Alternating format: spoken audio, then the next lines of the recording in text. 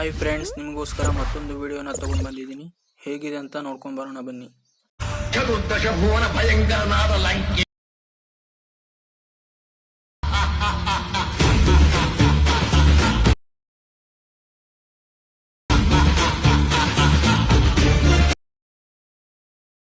Once more! Once more! Once more! Ishwara Ravana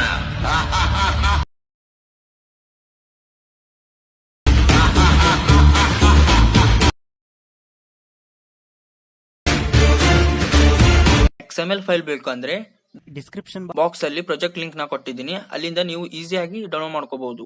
ಈ ವಿಡಿಯೋನ ಇಲ್ಲಿವರೆಗೆ ನೋಡಿದಿರ ಅಂದ್ರೆ ಲೈಕ್ ಮಾಡಿ, ಸಪೋರ್ಟ್ ಮಾಡಿ, ಕಾಮೆಂಟ್ ಮಾಡೋದನ್ನ ಮರಿಬೇಡಿ. ಸಿಗೋಣ ಮತ್ತೆ ಮುಂದಿನ ವಿಡಿಯೋದಲ್ಲಿ.